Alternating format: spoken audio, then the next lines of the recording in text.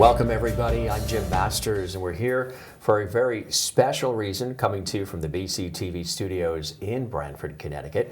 Got some very special guests joining us here, illustrious guests from the executive board of the MLK Heritage Foundation. And we're here, you usually see us each time around this year as we celebrate the amazing breakfast that comes up in Brantford for a very special reason. Now this is the 40th anniversary, so it's something really, really special, extra special. And there is a Pulitzer Prize winning guest speaker that's going to be a part of this celebration. We're going to tell you about that in just a minute. Thanks so much for joining us. First, let me welcome our illustrious panel here on set.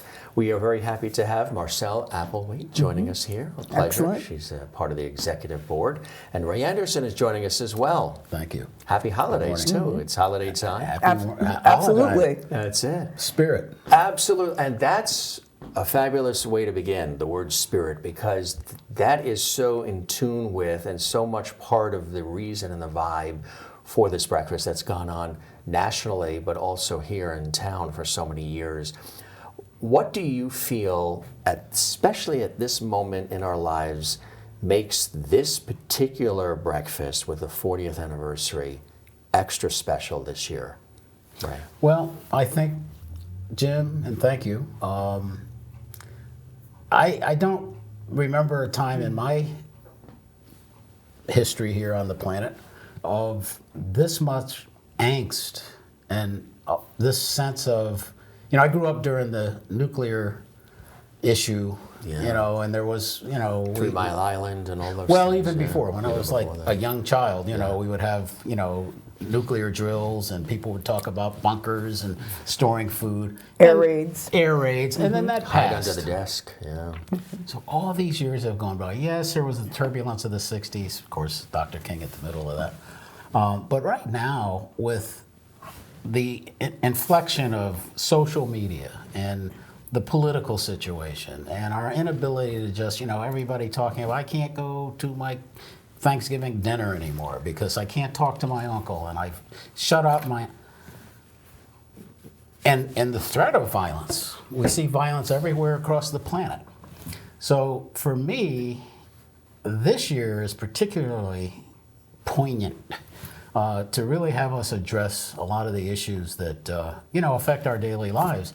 Our inability to just connect with each other and talk, and let alone interpret and accept others' opinions that might differ from our own. Right. So I think it's very appropriate this year. How do you feel Dr. King would feel about the way everything is now? The way we're not speaking to one another, the way we're not coming together, and the way that we would hope we would, and he would have hoped all these years later we would be at that stage. Yeah. Marcelle, do you want to take that one, or you want me to? You start, You and want me to? Go ahead. I'll I think that Dr. King's heart would be heavy. You look at the courage that he expressed. I mean, doing what he did when he did it. The moral fortitude he had, he would get through this. But the message would be turned up in volume, I believe. I think he would really kind of try to encourage us to look ourselves in the mirror and say, really? Mm-hmm. And try to be that unifier. Yes. Which is what you need. And the question is, have we moved forward? Or have we continued to move forward in our quest to respect each other and be able to understand one another? And I think he would probably sit back and say, didn't we have this issue in the 50s and the 60s? And are we still having these issues now? And I think he would probably think we could do better. Mm-hmm. We can absolutely do better. And I think this foundation's mission is to encourage this community in particular to do better with something as simple as just general conversation. Tell us about the work of the foundation during the rest of the year, separate from the breakfast itself. Well, we became a 501c3 several years ago because we realized we were more than a breakfast. So this started out 40 years ago as just a breakfast in the community in the St. Stephen's AME Zion Church, and it was just a breakfast, and we brought the community together, and exponentially it's grown bigger and bigger and bigger and bigger. But it started out that way, and then we realized that we wanted to be more than that. We wanted to be more than just a breakfast. We wanted to impact more people, not just on Martin Luther King Day, but we wanted to see that. So we started out doing some smaller things, showing up at the Branford Festival, being part of the festival. We started to have Martin Luther Black History Month content, and then we realized that we had to do more. It wasn't enough. It still wasn't enough because we were only getting small pockets of people that may be interested, and we're trying to expand and broaden our horizons. And that's why we have decided to take on a new project, which we will share with you. I'm excited about that project. It's something close to my heart because it brings people together that may not have ever been together. Tell us about the project. It sounds exciting. Well, it's Meals for the Mind, and what happened was, food is a universal, no matter what culture you are, food, because we got to eat, and sitting down at table and breaking bread with people that you may never have done that with, and really starting to understand that we are actually more connected and more alike than we are different, but you don't know that until you have that conversation. We all want the same things. We want to be happy, we want to be healthy, we want our children to thrive, we want to feel safe, and it doesn't matter who you are, what your culture is, that is a universal unifier, that we all want the same thing. The challenge is that when I look at you, I immediately will judge who you are based on what you look like. I personally had a situation where I categorized a person. It was an older African woman that I met in church, and I actually thought I knew her until we went somewhere together, and she showed a side of her. Not only was she very educated, world-traveled, lived all over the world, lived in Paris, lived in Berlin and whatnot. But by looking at her, you wouldn't know that. And I think this is where we get into issues, is that we judge people quickly based on their appearance and don't give them enough time to really figure out who they are.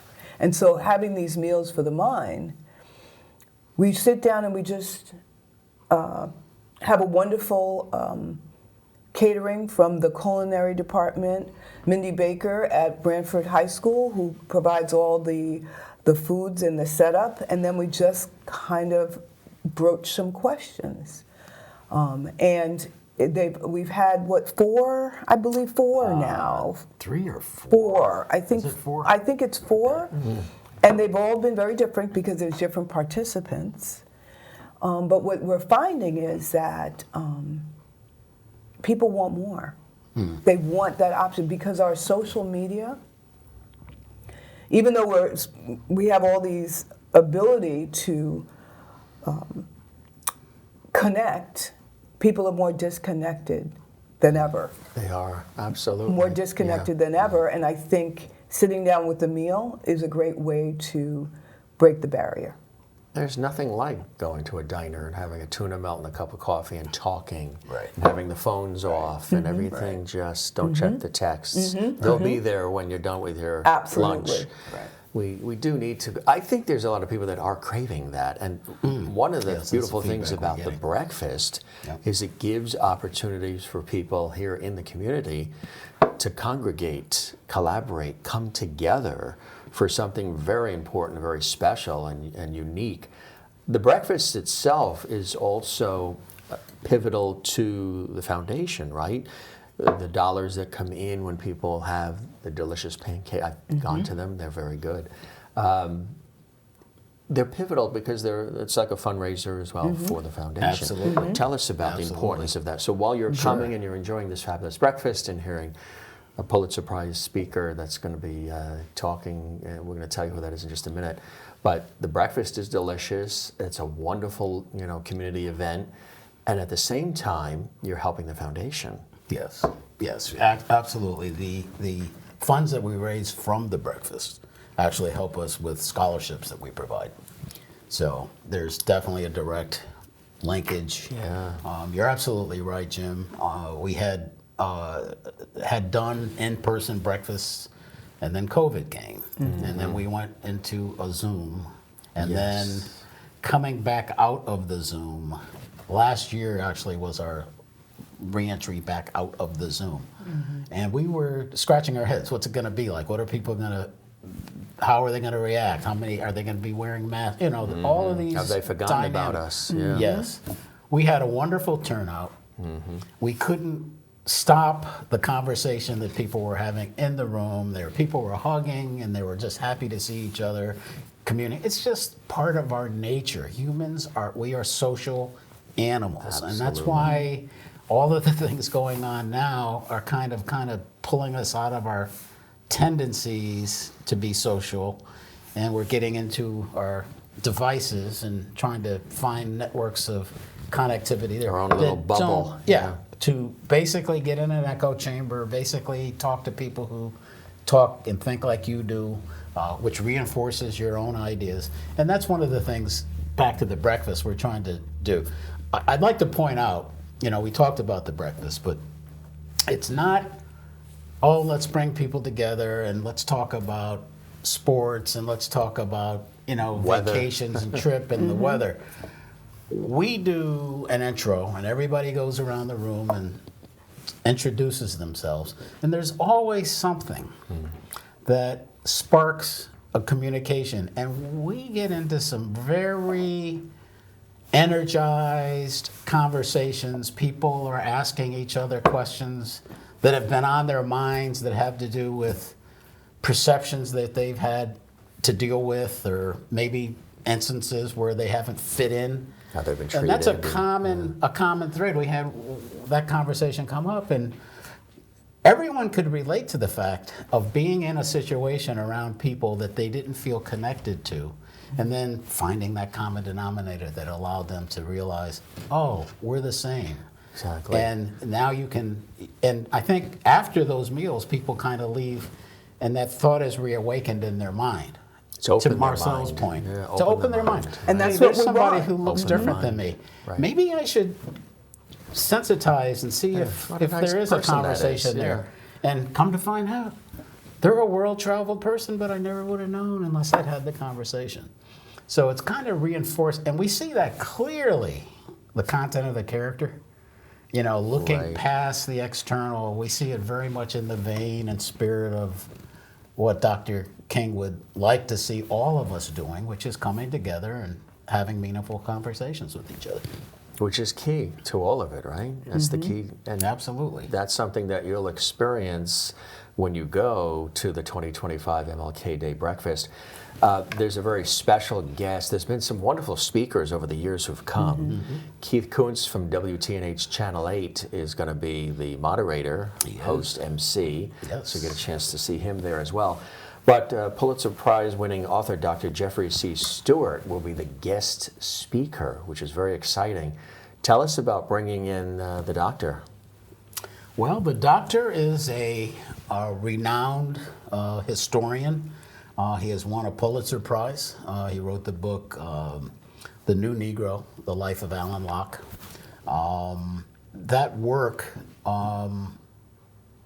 also touched on the cultural renaissance during in Harlem, the Harlem Renaissance. Yes, right. And Dr. Stewart is not only a historian, but he has tapped into how art can help to change perceptions. And he talks a lot about how Alan Locke's view of, quote, the new Negro was not the stereotypical step and fetch it type of person, Right. but an artist, musicians, and the rich history of African American contributions to American culture.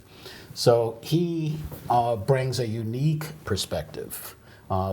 He's also, in addition to the Pulitzer Prize. He's won an American Academy of Arts and Sciences Award, which is a rare thing. So we're just so excited to have him come. We can't believe what his message is going to be. And by the way, the theme is nonviolence now more than ever. Perfect. So we feel that that's just so, on the point of what we had talked about earlier, the issues in society in general today.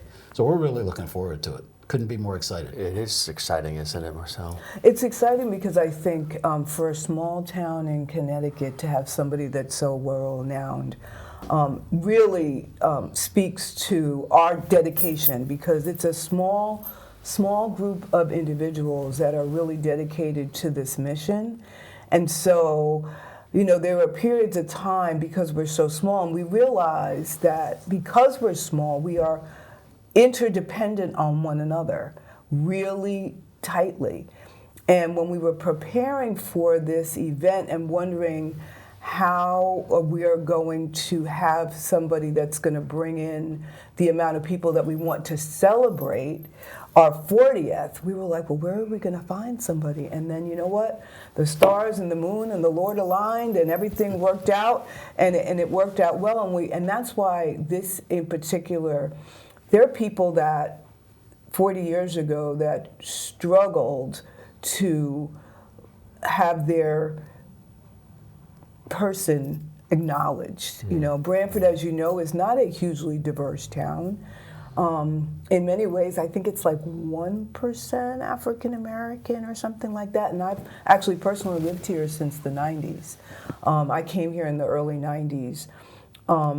And coming from Long Island in New York, where that was very diverse. Multicultural, very much. I don't even know if we realized that it was diverse until you see where other people come from, and you're like, yeah, we lived in a very diverse community. I find that coming from New York and Long Island myself too, you didn't think anything of it.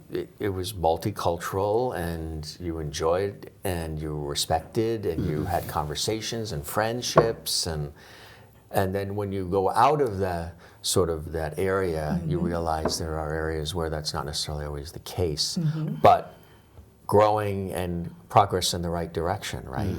Absolutely. And things like that, this breakfast, bring people together to sort of help facilitate that, kick that off. Yes. Which is so important. Yes. Right. And there's historical aspects to it too, Jim. You just mentioned, leaving an environment and then having kind of new insights from that experience.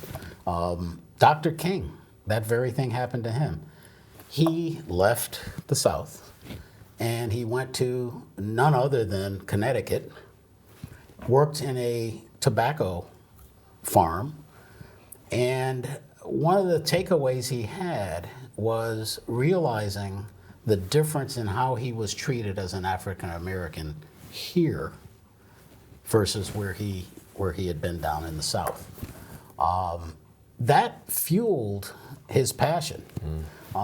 He became I think a bishop or something. I mean, he became involved in the religious aspect of the community there, and it fueled and opened his eyes to possibilities. And we know he had the capability of dreaming, so we can see there's a lot of historical threads that run through Connecticut. Even if you look back at the breakfast, it really started at St. Stephen's AME Zion Church. Now the AME Church, it's a church of of freedom.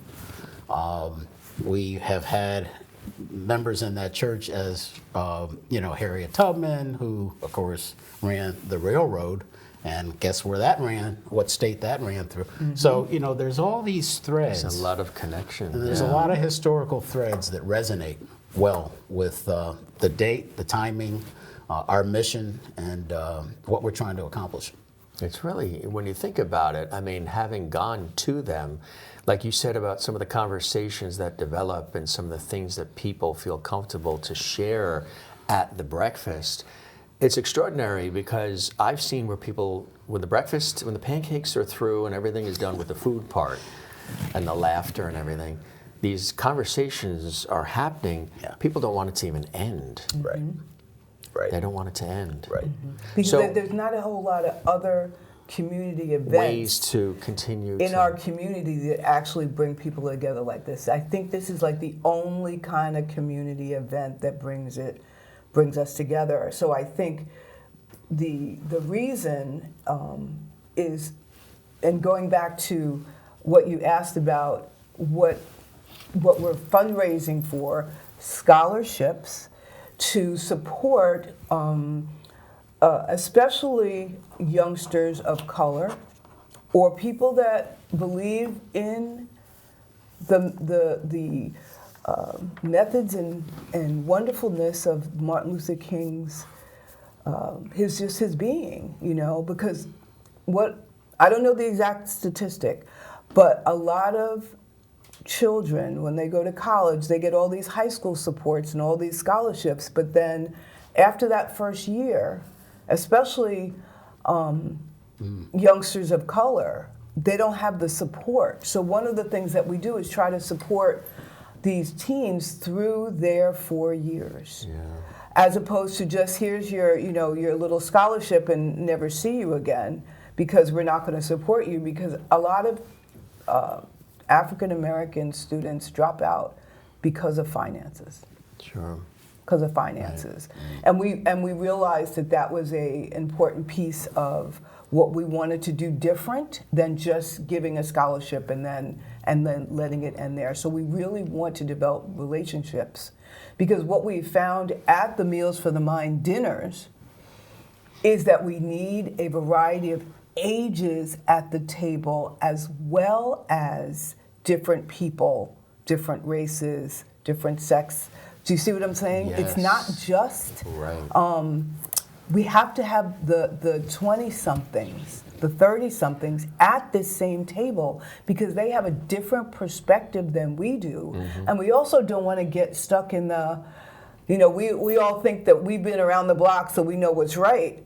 And the reality is they have a different perspective, and we have to sit back and go, well, that is actually accurate and true. And so that's why the diversity of having different speakers, looking at having different people at our Meals of the Mind table. We are really looking for the community. And then we're also looking for not only people to donate to help with the scholarships, but also help with the Meals for the Mind.